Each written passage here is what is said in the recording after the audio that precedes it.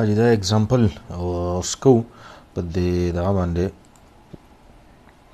کیپیسټر چې کومه کیپیسټنس فارموله اوس وې د نمک چې موږ کله انچارج یو کیپیسټر دی ټیک شو هغه انچارج کیپیسټر کچره موږ اوس باغه وولټیج معلومو وی هغه برابر د فائنل وولټیج into 1 minus exponential e power minus time divided by ta या rc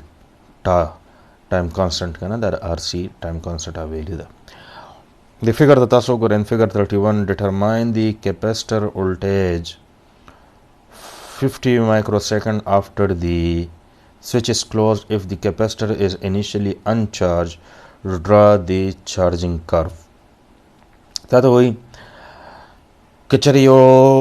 کیپیسټر دی هغه انیشلی بالکل انچارج دی سٹارټ کې په باندې چارج نشته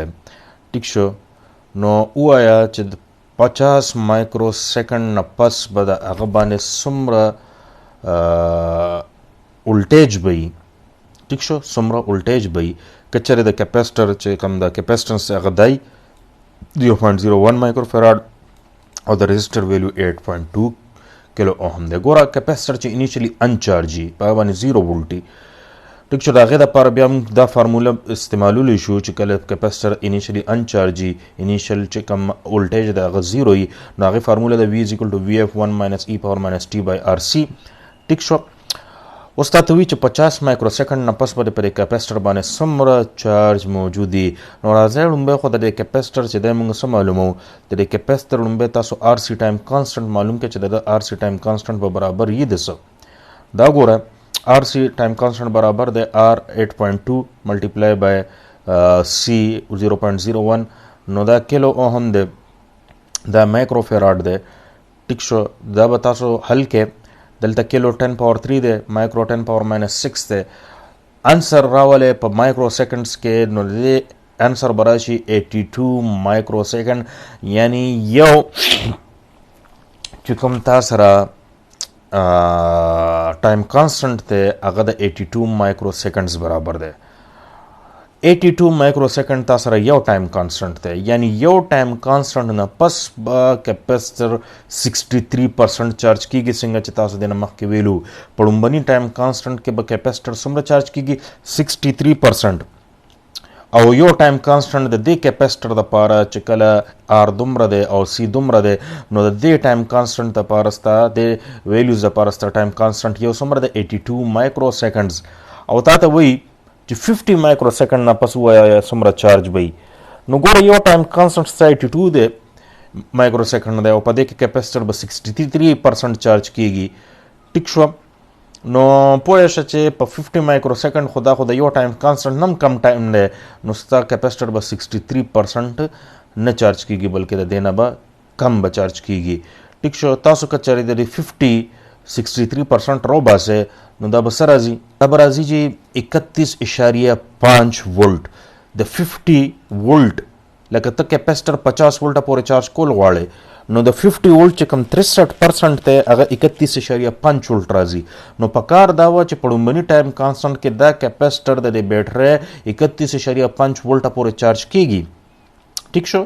خو اب څومره ټایم علی پړمبني ټایم کانسټنټ کې 82 مایکرو سیکنډ بعد په کار دا چې د 63% یعنی 31.5 وولټه پورې د شي چارج شي او تانه غوښتي سدي 50 مایکرو سیکنډ نو 50 مایکرو سیکنډ خو ستاره یو ټایم کانسټنټ نم کم دی مطلب دا دی به 31.5 وولټه پورې نه رسید د ویلیو به 31.5 ته هم کم وي څومره به کم وي نو راشه دا فارموله وګوره وی سی کیپیسټر وولټیج به برابر دی فائنل وولټیج into 1 - e power - t by rc is equal to دا نو وی اف تاسو مر په کار دی فائنل وولټیج ته 50 غواړي کنه د بیټری برابر چې کوم وولټیج ته غواړي هغه ستا فائنل وولټیج دی 50 into 1 - e power - t څومره ټایم ته غواړي څومره ټایم نه پس ته چارج دا وولټیج کتل غواړي 50 مایکرو سیکنډ نو -t نو دلته به ټایم ولیکي -50 مایکرو سیکنډ او ډیوایډډ بای rc ټایم کانسټنټ ډیوایډ بای rc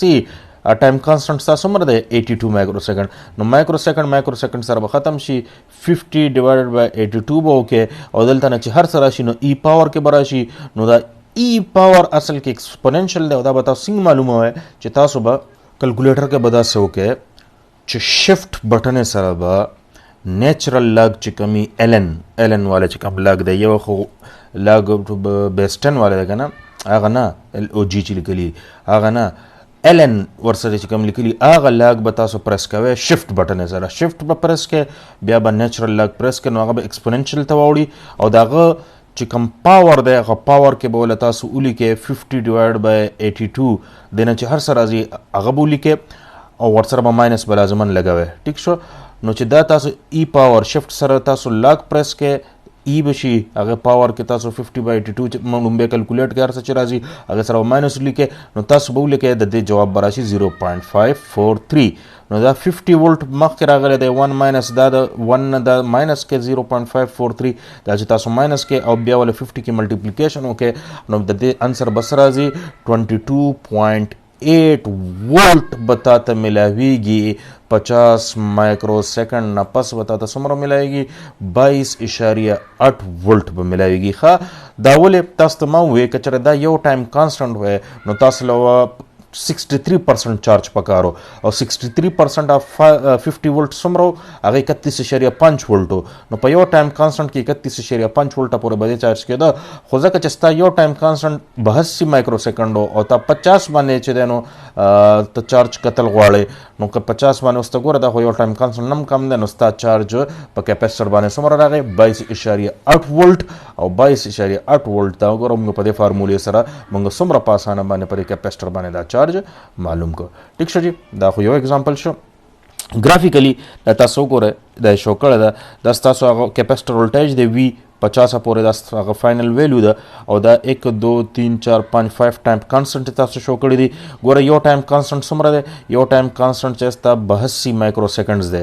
نو 15 به څومره شي 5 دونی 10 1 5 8 16 16 17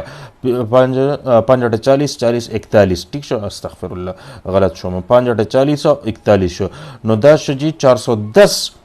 مایکرو سیکنډز تا 15 ټایم کانسټنټ راځي 410 مایکرو سیکنډز تا 15 ټایم کانسټنټ راځي نو د خو دلته په 50 باندې د ډومبه ټایم کانسټنټ باسي دی او د دلته په 50 مایکرو سیکنډز باندې دی نو په 50 باندې ستا ولټیج چې کوم دی اکراس دی کیپیسټر هغه څومره دی 22.8 ولټ او دا ټایم په مایکرو سیکنډز کې دی ښه ټیک شو جی اوس کچره دا خو د چارجینګ د پاره مونږ دا فارموله زده کړه کنه چې دا څه برابر دا v = vf1 - e پاور دا چې کله انیشل ولټیج چې په کیپیسټر باندې 0 ده نو دا چارجینګ د پاره دا فارموله وا اوس کچره کیپیسټر ډیسچارج کیږي بیا به حسابي نو ډیسچارجینګ ټو 0 نو ګوره اکه فارموله راونی سه v = vf + vi - vf * e پاور - t/t په دې کې به اوس داسې وکړه چې دې کله ډسچارج کېږي نو ستا فاینل ولټیج به څه کېږي اخره کې 0 کېږي به نو د وي ایف ویلیو به څه حالې 0 به حالې نو دې کې چې وي ایف ته 0 والې دا به شي 0 پلس او دلته وي آی په خپل ځای ماینس بیا وي ایف 0 بیا او ای پاور ماینس ده ټیک شو جی د دې نه دا 0 پلس شو او وي آی نه 0 ماینس او وي آی به پاتې شي او ای پاور ماینس ټي بای ټاج دا په خپل ځای پاتې شو نو ګوره فاینل دا 0 شو وی آی دا شو -0 وی آی شو نو ای پاور -t/10 دا به شي وی به برابر شي کیپیسټر ولټیج به برابر شي د انیشل ولټیج ملټیپلای بای ای پاور -t/rc example पे go so we determine the capacitor voltage in the 8 point in time 6 millisecond after the switch is closed draw the discharging curve ګوره دا کیپیسټر څنګه ډیسچارج کوو ټیک شو ډیسچارج کوو په د ريزسټر په لار باندې دا سوئچ کلوز چنتا ته وي چې 6 ملي سیکنډ نه پس په د کیپیسټر د ولټیج په کم ځای باندې نو ګوره ته چې دا سوئچ کلوز کې کرنٹ به سٹارټ شي ډیسچارجینګ کرنٹ به سٹارټ شي نو دلته چې کیپیسټر ولټیج ته معلومه نو به دغه لپاره ار سی په کار دی ار سی ټایم کانسټنټ به څنګه معلومو دا دواړه ملټیپلای کې ار څومره دی ار د 10 کیلو اوم او سی څومره دی 2.2 دا دواړه حل کې دا چې تاسو حل کې دینه براشي 22 ملي سیکنډز مایکرو او کیلو ته خیال کوئ ښه 22 ملي سیکنډ دا ټایم کانسټنټ دی د چا د کیپیسټر د دې ټیک شو د سرکټ دا ټایم کانسټنټ دی یا یو ټایم کانسټنټ دی او 15 ټایم کانسټنټ نه پس به د مکمل ډیسچارج کیږي اوس دا یو ټایم کانسټنټ دی او دلته چې کوم دا ټایم لیکل دی دا خو د یو ټایم کانسټنټ هم کم دی او تاسو ته پته ده په یو ټایم کانسټنټ کې به د څومره ډسچارج کیږي 63% به ډسچارج کیږي او 37% ته به رارسي لکه هغه چارجنګ کې مو ویلو که نه 63% چارج کیږي دغه شان په ډسچارجنګ کې واپس به د 63% څه کیږي ډسچارج کیږي او 37% ته به د چارج رارسي. اوس ارسی هم معلوم کو وی سی او کیپیسټر وولټیج معلومو. انیشل وولټیج څومره دی؟ انیشل وولټیج په کیپیسټر باندې 10 وولټ دی یعنی الریډي چارج دی. انیشل وولټیج 10 وولټ دی. ای پاور ماینس ټي څومره ټایم دی؟ 6 ملي سیکنډ. ای پاور ماینس ټي 6 ملي سیکنډ او ډیوایډډ بای ار سی څومره دی؟ 22 ملي سیکنډ. 6 بټه 22 وکړئ دنه چې هر سره شي دا 0.27 ته راځي. ای پاور ماینس 0.27 شفت سره به نیچرل لاګ ال ان تاسو پرس کړئ دا به ای ته وړي. ای پاور ماینس 0.27 واله ٹھیک شو ماینس په خامخا لګوي نو 0.761 به راشي او دا 10 سره ملټیپلای کړئ نو 7.61 وولټ چې دی دا وولټیج به په چا باندې دا په کیپیسټر باندې به دومره وولټیج پاتې کیږي. ها څومره؟ 7.61 وولټ. 7.61 وولټ به 6 ملي سیکنډ بعد به په کیپیسټر پاتې کیږي. که چېرې 63% وی یو ټایم کانسټنټ نه پس 63% به ډسچارج کېدو نو یو ټایم کانسټنټ 63% څومره راځي؟ 63% د څه؟ د 10 وولټ 63%. نو د 10 وولټ که چېرې تاسو 63% راوباسئ څنګه 63 ډیوایډډ بای 100 ملټیپلای بای 10 نو بیا تاسو انسر به راځي 6.3 وولټ. 63% د 10 وولټ څومره راځي؟ 6.3 وولټ. خو دا خو یو ټایم کانسټنټ نه دی که نه 6 ملي سیکنډ خو د یو ټایم کانسټنټ 22 ملي سیکنډ نه کم دی نو په دې وجه دا لږ ډسچارج شوی دی او تا ته 7.61 وولټ به اوس هم تا ته په کیپیسټر باندې دا څه کېږي دا به میلاویږي. ښه دا ستاسو ډسچارجنګ دغه شو ډسچارجنګ تاسو وولټیج هم معلوم کو او ورسره کرف سره هم دا خبره ایکسپلین شوه. بیا دا ګرافیکل میتھډز دي دا پرېږدی چې کوم د کار خبره وي هغه ته موږ ډسکس کړې. ټیک شو جي راځئ کته ګورو نور پکې دا څه دي. دا نور پرېږده چې زه کوم پرېږدم دا پرېږده. ټیک شو کیپیسټر اے سی سرکټ اے سی فنډامنټلز دي دا هم پرېږده. په اے سی فنډامنټل کې صرف یو سیز به لږ غونته کې ځان سره نوټ کې یو فارموله ډېره د کار فارموله ده او دا به زموږ بیا انشاءالله فلټرز کې پکارېږي هم. یاد ساتئ د کیپیسټر چې کوم هغه کیپیسټیو ریاکټنس دی د کیپیسټر چې کوم ریزسټنس یادېږي که نه د کیپیسټر یو ریزسټنس دي هغه ریزسټنس اف د کیپیسټر ته موږ څه وایو؟ کیپیسټیو ریاکټنس او دا کیپیسټیو ریاکټنس همیشه دپاره برابري د 1/2πfc 1/2πfc. څه مطلب دی کې خو دا 2π کانسټنټ دی اف فریکوینسي ده لکه اے سی دپاره دا راځي که نه دا خو اے سی سرکټس کې دا موږ خبره کوو.